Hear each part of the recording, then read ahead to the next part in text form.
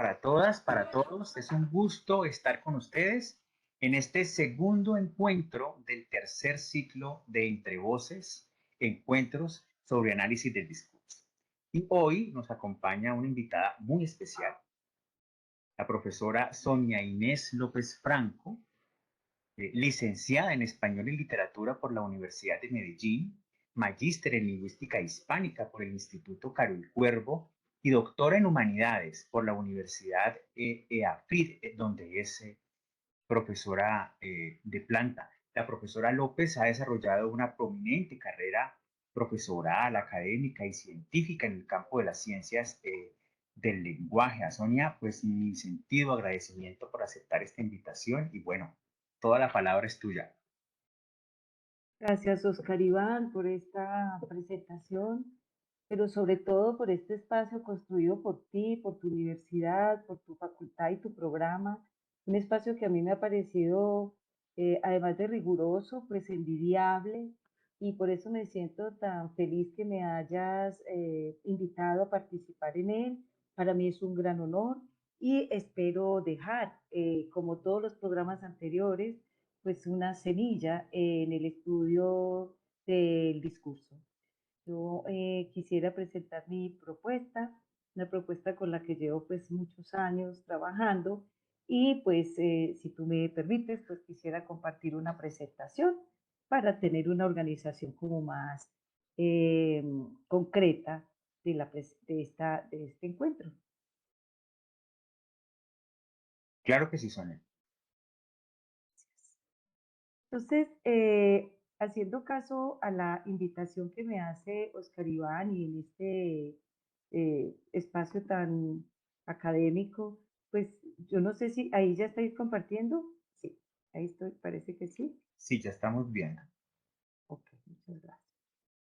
Entonces, quisiera centrar, como decía, la presentación en el libro que salió el año pasado, que lo denominé Discurso y Control, que es producto, pues no solamente de mi investigación doctoral, sino también de muchos años de investigación en la que relaciono dos temas, que son las interacciones comunicativas y las organizaciones. De hecho, pues hay otro texto que se llama Cara a Cara, que es interacción comunicativa en las organizaciones, con una perspectiva de análisis un poco diferente a esta que les voy a presentar hoy.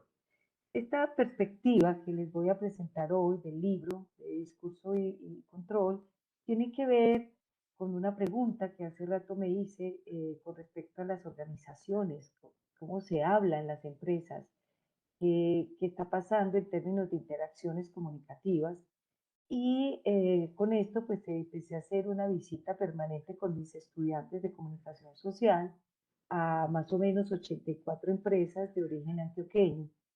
Esa primera investigación, pues terminó en un libro que se llama Cara a Cara, pero hice un énfasis más fuerte en las interacciones comunicativas desde Kaufman. Luego, pues entendiendo que había algunos vacíos después de esta investigación y que había que atender, es el discurso mismo, esa partícula misma, aquello que ya no solo recurre a un asunto de lengua, de habla, de íconos, de símbolos, sino a esa carga ideológica con la que se habla en las organizaciones, pues indiscutiblemente empiezo a entender que el discurso puede ser el objeto a analizar ya en las organizaciones, porque es a través del discurso que las organizaciones pueden operar.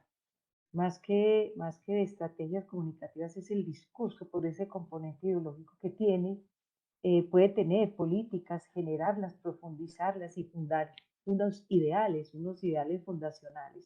Entonces el discurso en esas organizaciones cada vez para mí iban mostrando la vitalidad, la esencia y cómo esa relación discurso-organización va encontrando en la investigación como un nicho, porque empiezo a ver que no solamente se fundan ideales, sino que se contrata a través del discurso, se compite con otras organizaciones, pero también se convive entre las partes, los subordinados, los administrativos, los subalternos, perdón, y por supuesto, lo que encontré finalmente es que es a través del discurso que se controla esa manera de ver la organización y sobre todo esa forma de trabajar en una organización, incluso de tener interacciones. Estas expresiones que podemos ver en pantalla son muy comunes, son expresiones, como las llamo, muy cortas y son institucionales. ¿Qué quiere decir eso? Ya hacen parte de una cotidianidad y de una instancia política. De hecho, se convierten en eslogan, son las voces motivacionales, persuasivas, pero también encontraba que la voz del control. O sea, no solamente persuadirnos, motivarnos a un trabajo con un gran sentido de pertenencia a la organización, sino también que hay un control, y el control, como bien lo vamos a ver ahora, no solamente es un control laboral, de tipo de cumplir las jornadas laborales, cumplir como con las normas, sino que es un control de pensamiento, un control de comportamiento, un control de conducta. Entonces, este discurso que se aprende en las organizaciones y que se replica, pues, y que se repite, perdón, se replica en la familia. Entonces, en la familia nosotros vamos a ver si los papás trabajan en X o Y empresa y las mamás, pues empieza a ver en la casa íconos, eslogan, discurso de esa empresa, empieza a desplazarse el discurso a la familia.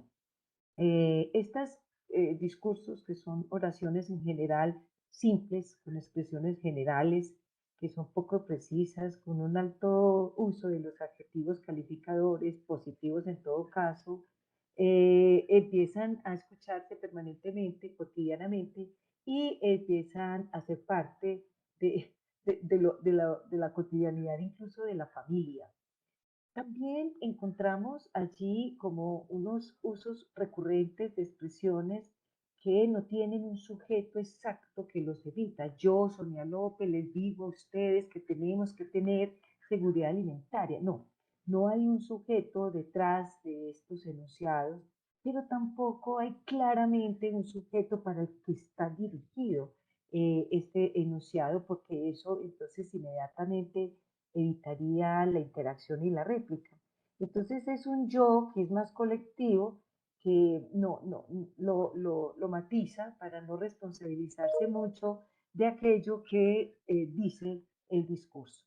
Entonces, en el discurso también de estas organizaciones empezamos a ver que se personifica la empresa. La empresa respira, hace, siente, ella responde, ella gana, ella tiene, genera respeto. Entonces la empresa viene a constituirse como un personaje al que hay que hablar y del que hay que hablar.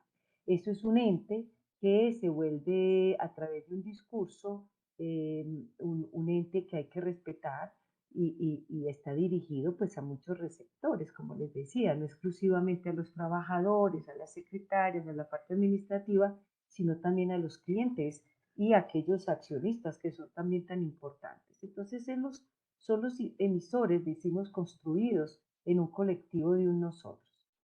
La forma como se organiza el discurso en las organizaciones se va profundizando en la memoria de esos receptores, se repite cotidianamente, como les digo, no solamente dentro de la oficina, sino en las vallas, en pendones, en los sitios web de las empresas, en lo que nosotros llamamos el discurso de mercadeo, en los contratos laborales, en esos manuales de convivencia, etcétera.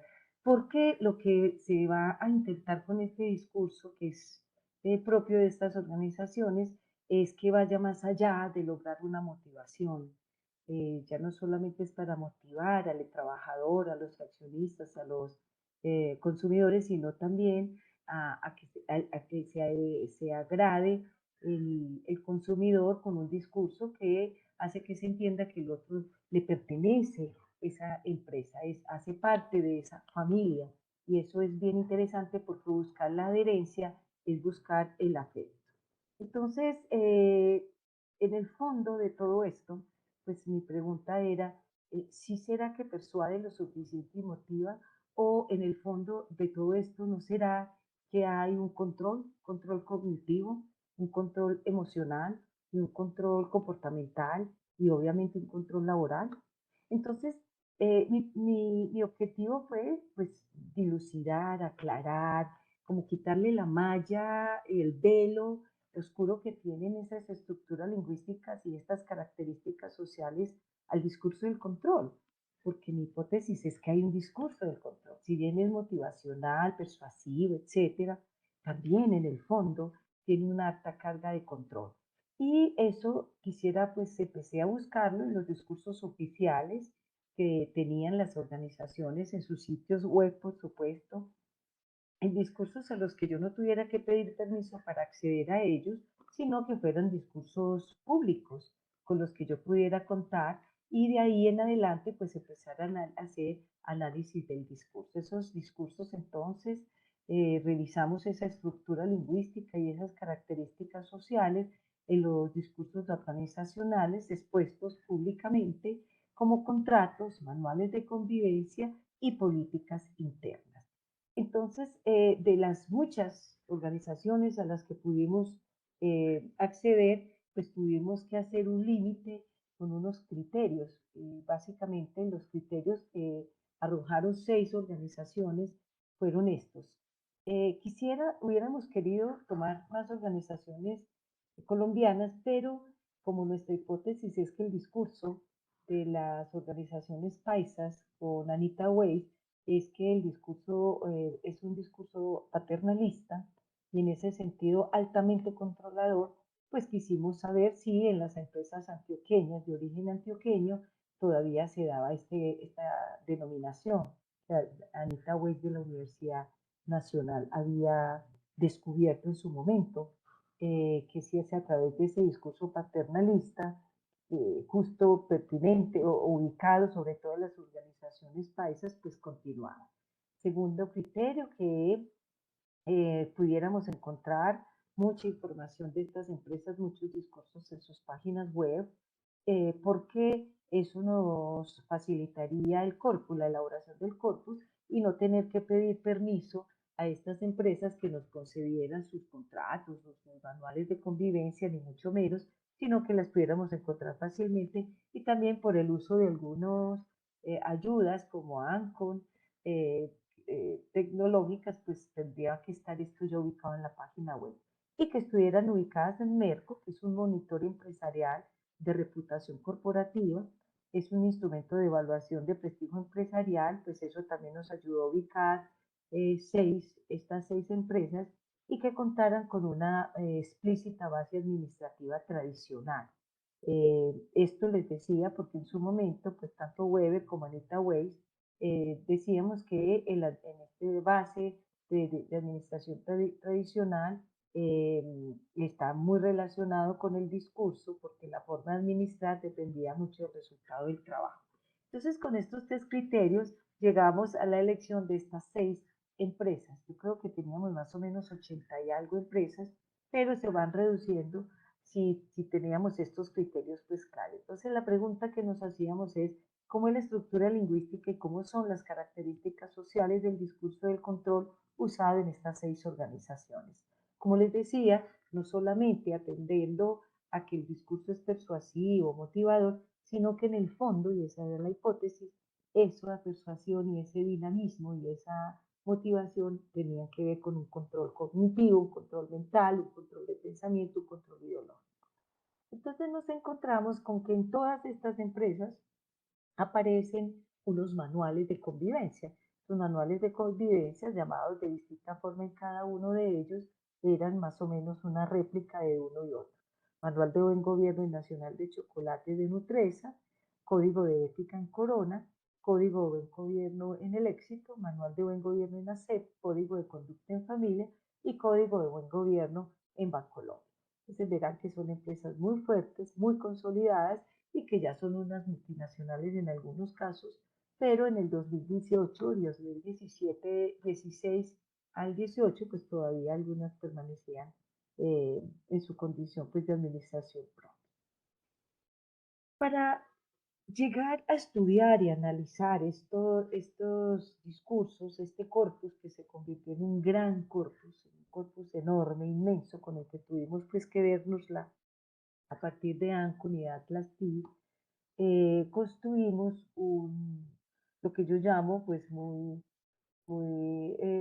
con mucho orgullo un esquema de análisis del discurso de control organizacional. Este esquema lo tuve que construir, no está listo en un solo paquete teórico, es decir, yo no puedo decir que está listo o que lo extraje exactamente de todos los libros leídos de Teun Van Dijk, por ejemplo, o que los extraje de la propuesta del modelo interaccional de la profesora Adriana Bolívar, exactamente como lo tiene, pero sí puedo decir que es una fusión de ambos, de dos perspectivas, la sociocognitiva de Teun Van Dijk y el modelo interaccional de Adriana Bolívar.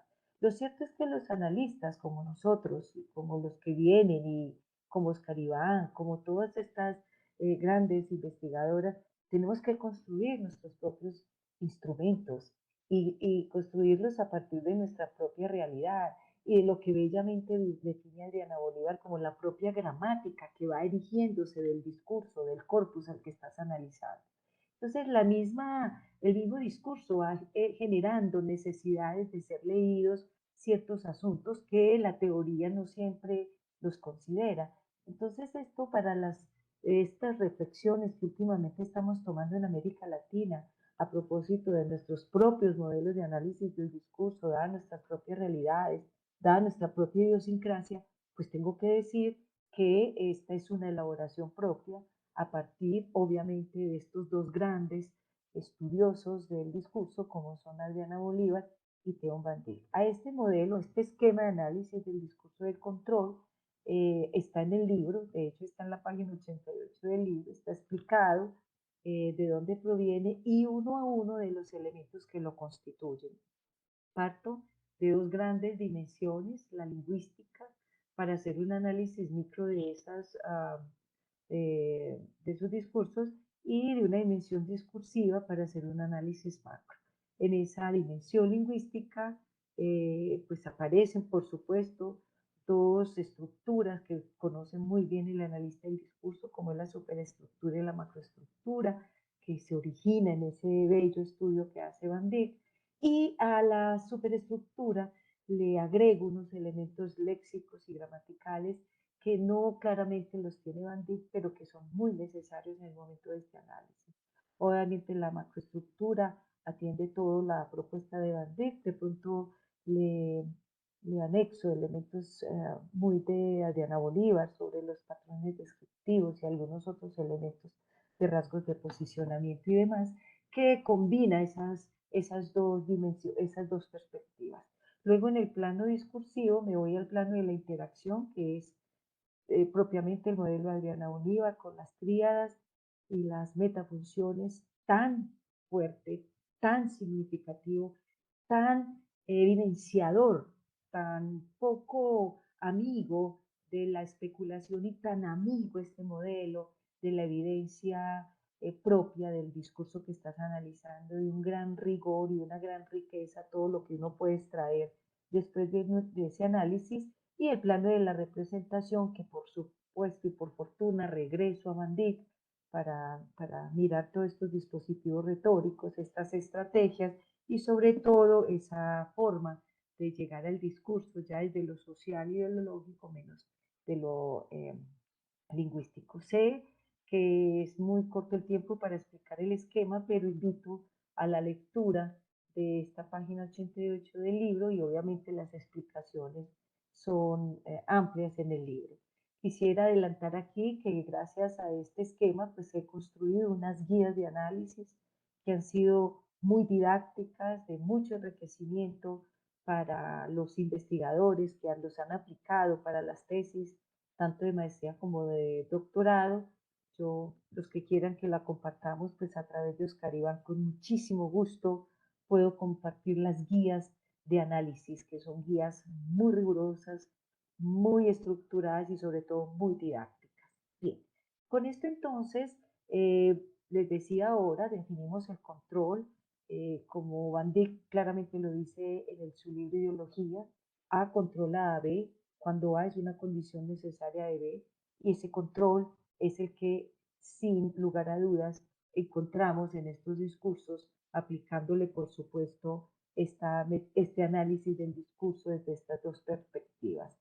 Insisto con Van Dijk en un control para evaluar y verificar, y evidentemente eso es lo que hallamos en los discursos, son, insisto, discursos que se solapan en la motivación, en la persuasión, pero en el fondo lo que están es evaluando y verificando cómo es el trabajo y cómo es el pensamiento inclusive de los trabajadores. Este Díaz que hace una definición que a mí me parece muy fuerte, pero que es muy evidente en nuestro análisis del discurso, es el control como el paroxismo y la exacerbación de la vigilancia. Entonces, con esto en mente y con el origen pues, del análisis del discurso y del lenguaje y control, que es el texto de Fowler, el control se traduce en reglas, instrucciones y regulaciones. Y eso justamente fue lo que encontramos en esos discursos. Vamos a entender obviamente estructura como una forma permanente de relación organizada. Hay unas reglas y hay unas relaciones, pero están organizadas y hay unos elementos que se diferencian unos de otros. Por eso decimos que existe una estructura del discurso del control en las organizaciones, cuya función, por supuesto, está determinada por ese grupo social, es controlar. Exactamente, esa sería la función. Entonces, eh, concluyamos que una organización es un espacio de interacción permanente donde conviven y compiten discursos de dominación, obediencia, sumisión, voluntad. El origen de esos discursos están determinados por una administración, por un tipo de administración. Esas administraciones pueden ser tradicionales, tecnócratas, participativas, según Weber. Sin embargo, a nosotros nos interesaban las de base administrativa tradicional, porque en ella predominaba la concepción de que los patrones tenían la responsabilidad de proteger y promover a los obreros y a sus familias. Eso es muy paternalista, eso es lo tradicional.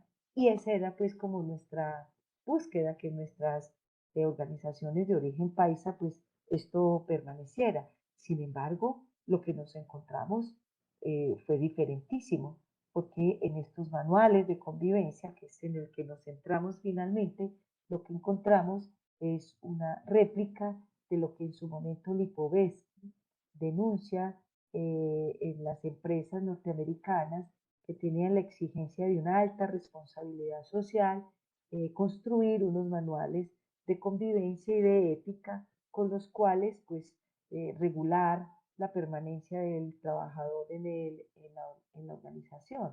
Y lo que encontramos es que hacen réplicas de estos manuales de convivencia y desaparece, por supuesto, ese discurso paisa o antioqueño, si se quiere, o paternalista, y se hace una manera de copia de esos reglamentos y de esos códigos de conducta. Entonces, ¿qué encontramos? Encontramos, por fortuna y gracias al texto de géneros académicos de Parodi, pues unos enunciados que nos daban cuenta de un discurso que constituía un género de los manuales de convivencia de las organizaciones enmarcados en la relación discurso y control, porque estos discursos pues tienen un propósito, es regular y reglamentar el comportamiento ético de sus trabajadores, de aquellos trabajadores que por supuesto tenían que cumplir, por supuesto, a través de un contrato laboral, pues con unas exigencias y con unos intereses particulares y unos intereses, por supuesto, en coherencia con sus jefes y con los dueños de las organizaciones. Ese es el propósito de este tipo de discursos. Los participantes, por supuesto, son los trabajadores, los accionistas y los administrativos y los dueños de las organizaciones. Tiene unos rasgos lexicogramaticales muy particulares, de los que hemos mencionado algunos. Esos léxico que va construyendo, además, tema, y léxico que va construyendo eslogan de las organizaciones. Tienen y cuentan con unos modos de organización discursiva. Hay unos manuales de convivencia que son escritos de una forma narrativa, otros están escritos en prosa, otros están escritos con un discurso muy imperativo, pero que dan cuenta de estructuras modales muy particulares y que dan cuenta de un modo de organización de ese discurso. Cuenta con soportes, obviamente, soportes escritos, son soportes que están diseñados en muchos casos, animados en otros, y con unas condiciones de circulación que son casi obligatorias en las empresas. En los manuales se encuentran expuestos en grandes carteleras, pero también están expuestos en unos diseños que tienen que ver con los descansadores de brazos, con el descansador de pantalla, con algunos MOOC o que tienen que estar en los pocillos o en algunas camisetas. Entonces, el hecho de constituir un género ya a los analistas nos facilita el ingreso a su análisis. Una segunda característica o rasgo es que ese léxico usado marca grupo, es decir, está destinado a que los accionistas y a las acciones las entiendan, a las directivas, a los directores, a los miembros del comité, a las compañías. Estas expresiones como compañía, grupo, gobierno, típico del léxico de las organizaciones, inmediatamente encripta al grupo, inmediatamente lo identifica y ya sabe el trabajador, ya sabe el accionista, ya sabe el grupo al que va dirigido, gracias a ese léxico, cuál es la función que debe cumplir una vez entiende y una vez comprenda de qué está dado, cómo está marcado ese manual de convivencia.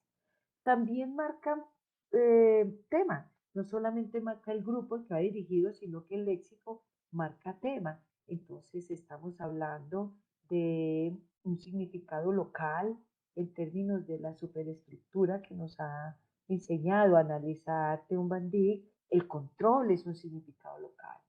La ética y el control es un imbricado de sentido, es decir, se habla del uno y del otro como si fuera lo mismo, como si fueran sinónimos. Hay un control que además es sinónimo de evaluación y hay una ética, un comportamiento y una conducta que no se diferencia para nada en su sentido, son exactamente lo mismo.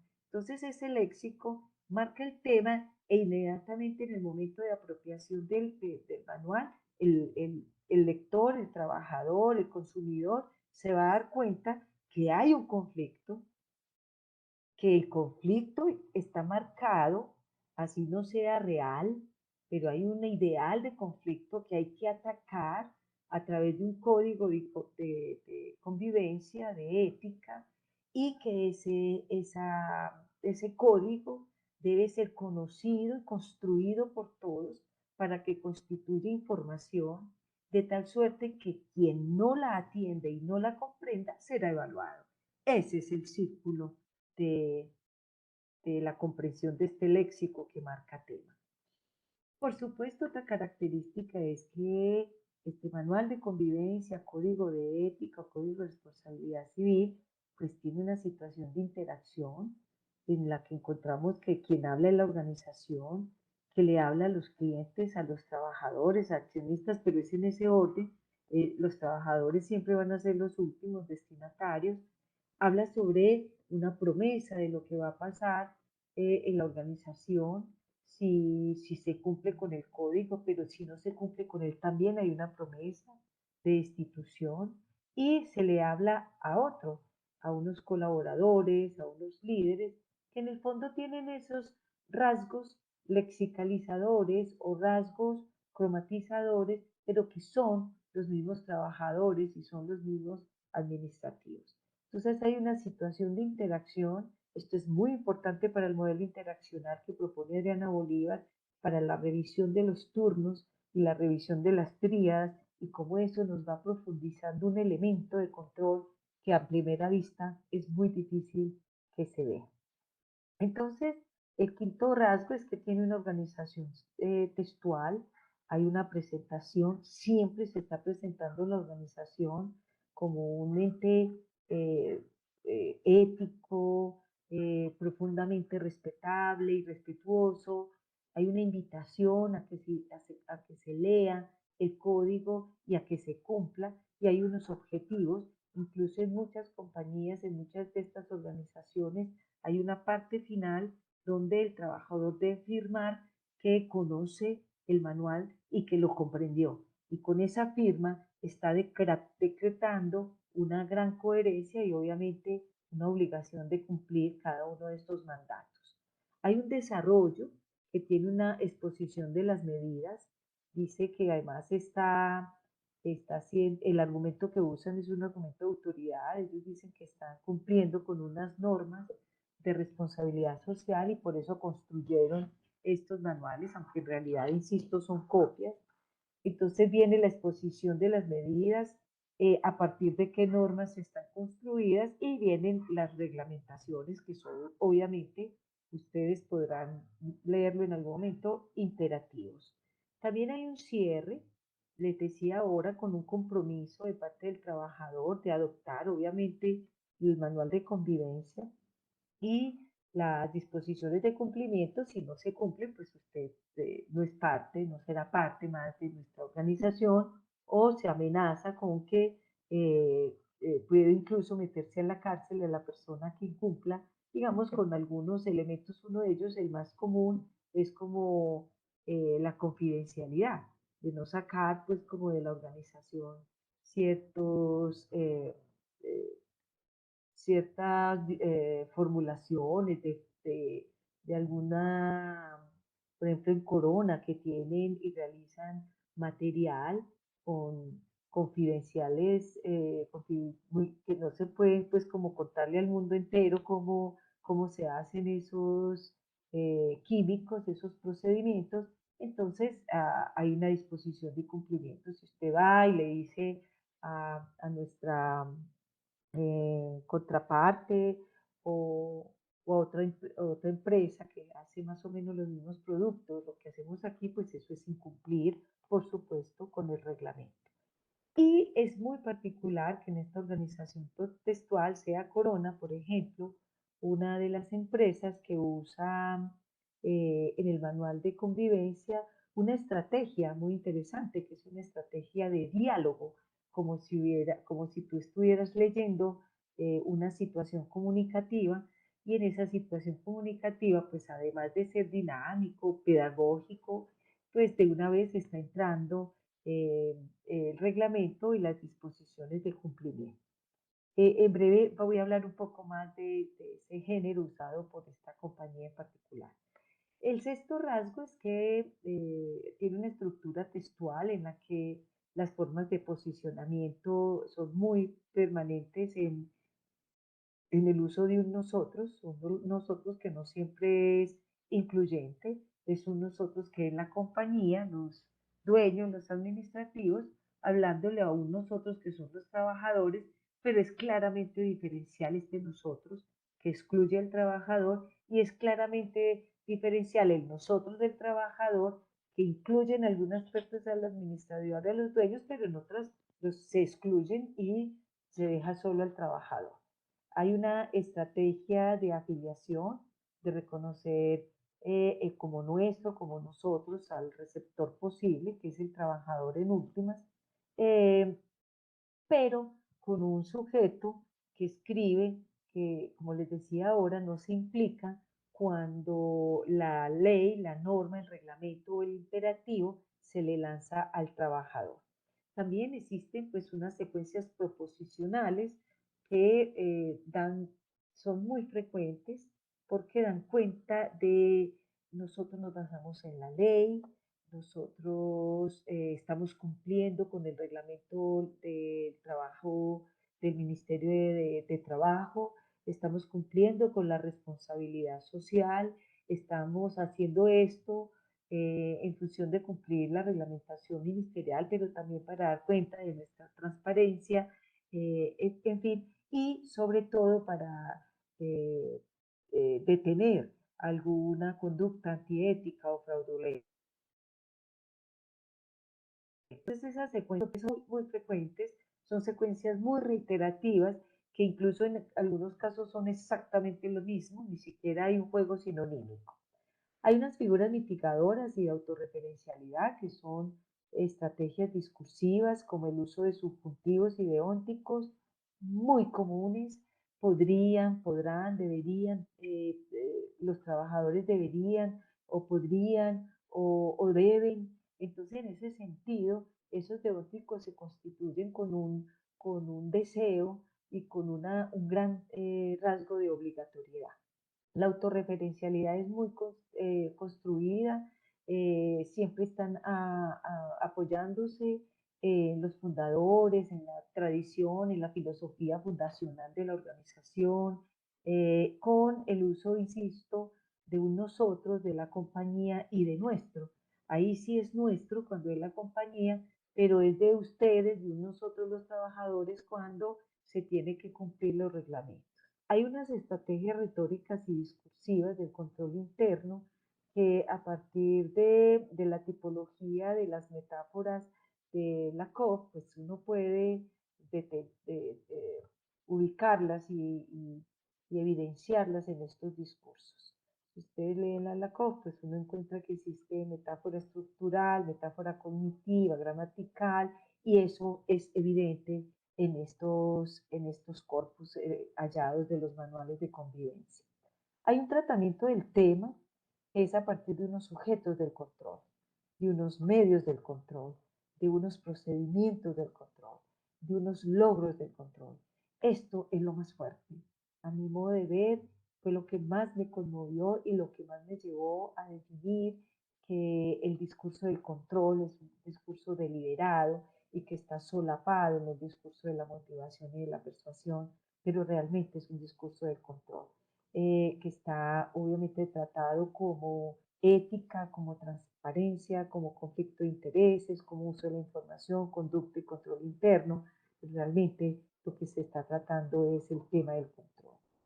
Les decía ahora que dentro de estas estrategias existe una simulación de una situación comunicativa en uno de los manuales de convivencia que para ser agradable y didáctico, pues usan el diálogo, pero lo que llama la atención de esta situación comunicativa construida y creada para mostrar el reglamento es que los que cometen los errores son los trabajadores, pero no cualquier trabajador, son las mujeres trabajadoras las que intentan guardarse unos pocillos en sus zonas íntimas y es detectada por un administrador que obviamente es ético, que es hombre, que es bien vestido, que tiene formación académica y que en el diálogo, pues que es muy inocente, le dice usted no se puede llevar ese material y la señora, que es trabajadora, obrera, pues se asusta, lo devuelve y dice sí, lo que hay que hacer es pedirlo en lugar de robarlo, en fin.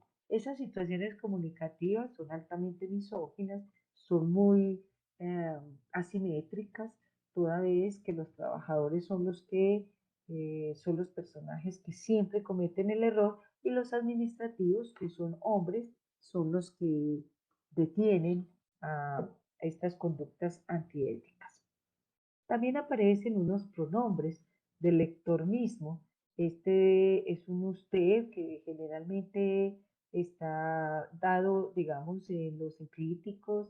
Es un usted que es alejado del, del emisor, es señalado de alguna manera, no intente obtener usted como un tácito, por supuesto, y si al hacerlo lo que estás vulnerando es la ética de la organización misma. Entonces es un usted tácito que se nombra como el lector posible.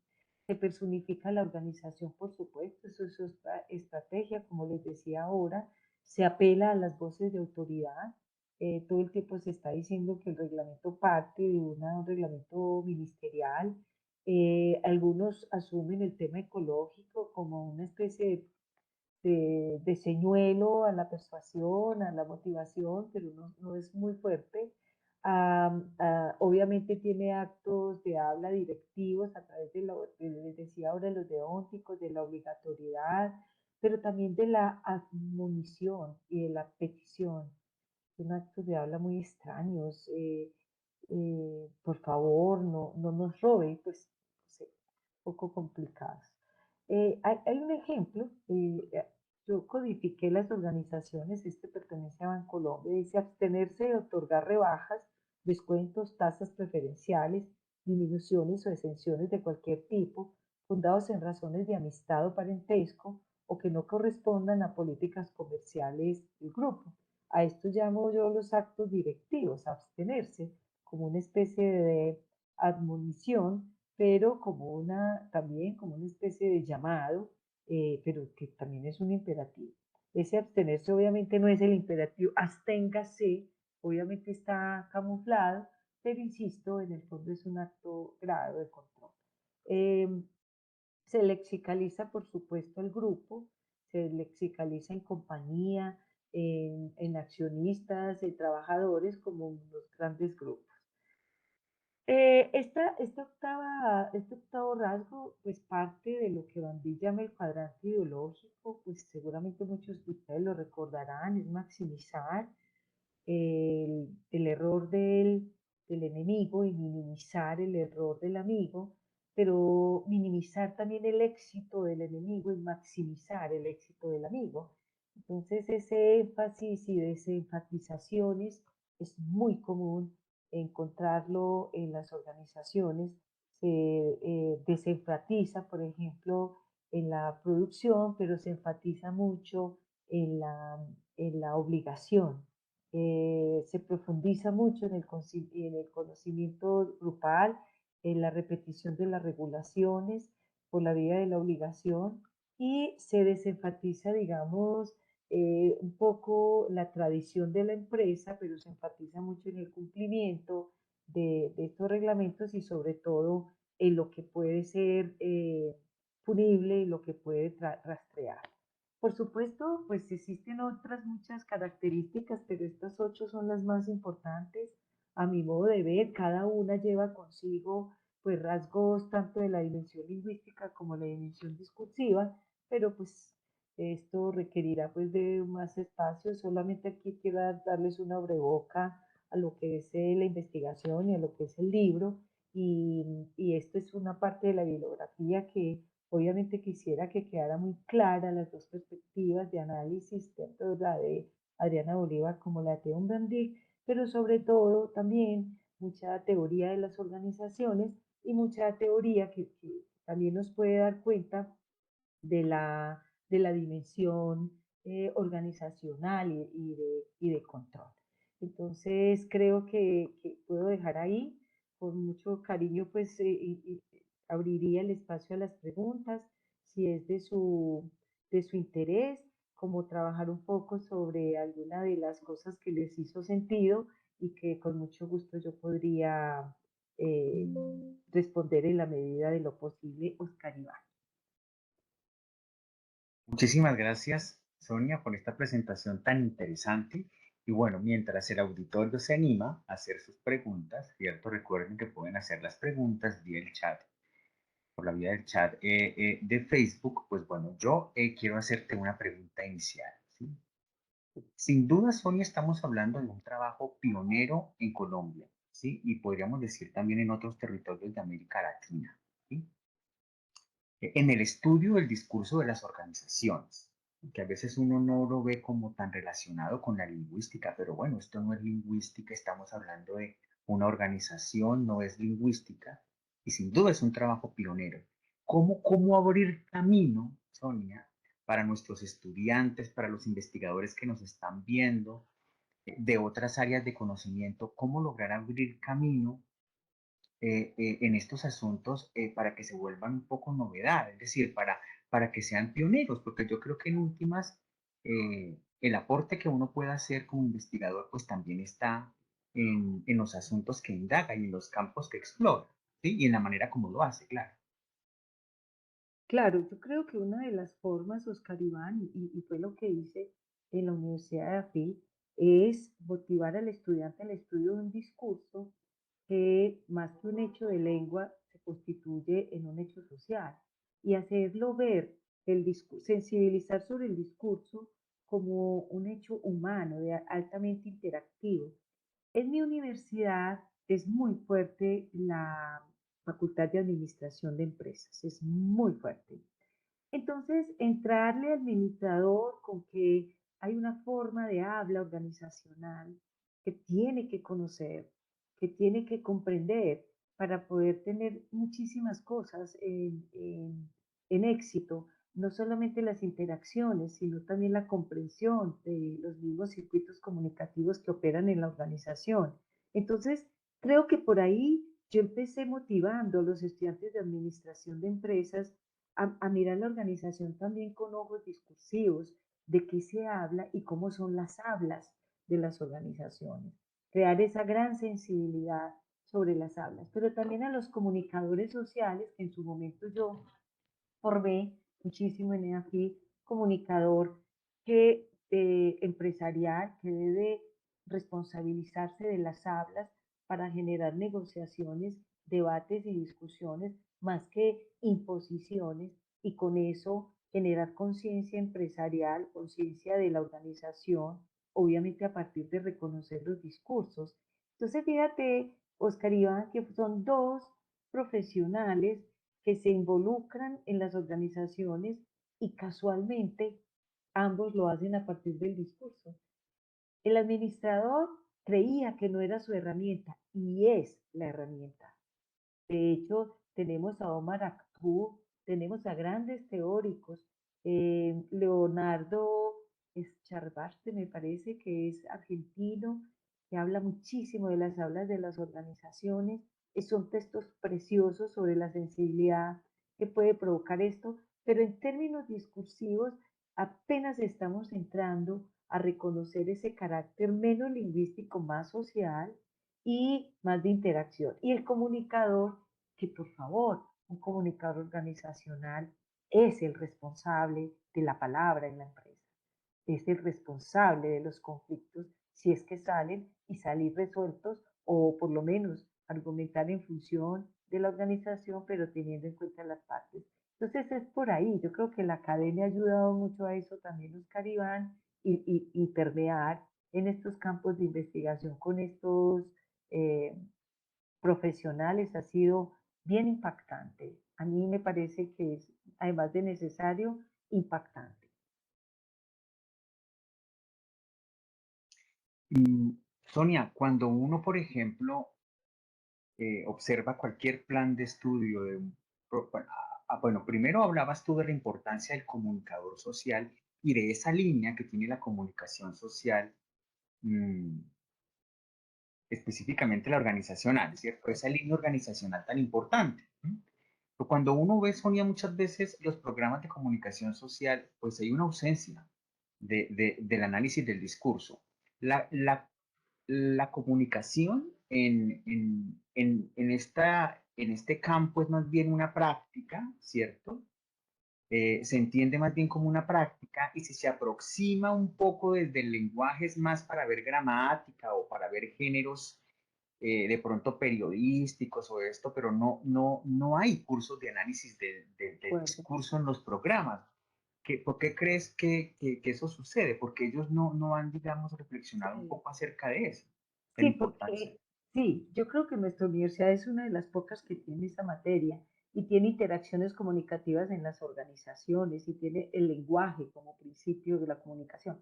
Pero eso sucede porque el análisis del discurso siempre se ha visto, desafortunadamente, solo como una posible metodología de investigación y no como un objeto de trabajo. Entonces, a mí eso me parece muy desafortunado y lo que se enseña en las facultades de comunicación social, y lo digo por conocimiento de causa, porque construí un programa de comunicación social y pertenecía a FACOM muchísimos años, estuve en la FACOM pero que sé, unos 10, 11 años, y conozco por dentro esas discusiones y sobre todo el comunicador organizacional que ha tenido un perfil desafortunado cuando, insisto, su papel es de negociante, de negociador de debates, etcétera.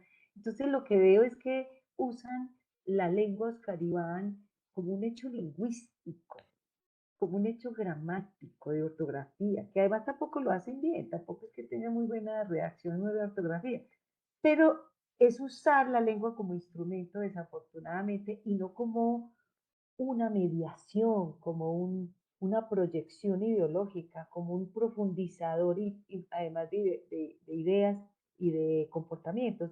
Entonces, el comunicador debe ser más sensible y por eso tiene que ser analista de discurso. Entonces, Eso va a ser muy difícil. A nosotros nos tildaron en EAFI, nos tildaron de, ¿cómo nos decían que nuestro currículo era lingüístico? Y nada, Oscar Iván, no, no era eso. Es con mucha materia que tiene que ver con el lenguaje, con mucho contenido que tenía que ver con análisis del discurso, porque la función de ese comunicador organizacional tenía que ser de gran responsabilidad social. No ve qué hacen las carteleras, Oscar Iván. Entonces eso no lo vas a encontrar casi en ninguna facultad, porque además ya tiene que haber dolientes. Y esos dolientes las tenemos que pelear como me las guerré yo durante muchos años. Entonces eso es además complicado. Un trabajo admirable, sin duda, Sonia. Hay un aspecto que a mí me parece muy interesante y que tú destacas en tu trabajo y es la importancia del género. ¿Sí? Tú nos decías en la conferencia, bueno, hay que prestarle atención al género discursivo. ¿Tú podrías ampliarnos un poco acerca de eso? Porque es importante, Sonia, conocer el género discursivo al que se inscribe o en el que se inscribe pues el texto que estamos estudiando. Sí. Porque en ocasiones algunos análisis suponen que están o más bien toman por sentado que están haciendo análisis de conversaciones, por ejemplo, o análisis de manuales o de prensa y no socavan un poco, exploran más bien el género. Esa pregunta es muy bella, te la agradezco y quiero agradecer pues un homenaje a Parodi porque él nos enseñó sobre géneros académicos y nos enseñó una cosa que a mi modo de ver es importantísimo, Oscar Iván, es que el analista se la debe ver con el género para poder decir una u otra cosa de lo que está analizando. No es lo mismo analizar un manual de convivencia o de ética que analizar, por ejemplo, las políticas, el discurso de políticas públicas. No es lo mismo porque cambian los participantes y cambian los objetivos. Y Parodi ya lo dijo. Además, los soportes. El soporte es fundamental en Parodi y es fundamental para el analista, porque el analista en el soporte de una estrategia de cómo está montado el discurso, dónde está montado, cuáles son las ilustraciones, las animaciones, es una estrategia. Entonces, Parodi nos lo enseña justamente para diferenciar no solamente el analista, sino a quién le está diciendo el analista que ese discurso se le devela una práctica de poder, se le devela una práctica de control o una manipulación. Entonces es un camino que nos está enseñando Parodi y es fundamental para poder señalar la diferencia entre un discurso y otro discurso. Y eso es generar conciencia discursiva, y ya lo decía Parodi. Tener el género es tener conciencia que estás ante un mundo distinto a otro, a pesar de que pueda ser el mismo tema. De nuevo, Sonia, muchísimas gracias. Espero que esta no sea la primera vez, ¿cierto? Ni la única. Entonces, bueno, ya nos encontraremos en otro momento para seguir dialogando acerca de este campo que nos apasiona tanto, Sonia, el análisis del discurso. Sí. Bueno, a nuestro auditorio, nuestros estudiantes, todas las personas que se conectaron, que juiciosamente están siempre en Entre Voces, un agradecimiento muy especial. Para el próximo mes, bueno, tenemos un nuevo invitado. Esta vez, pues, nos acompaña el profesor Federico Navarro con una conferencia bastante interesante sobre los estudios del discurso y los estudios de la escritura. Así que a todos, a todas, un abrazo grande y, pues bueno, como decimos, nos vemos en una próxima oportunidad. Muchísimas gracias.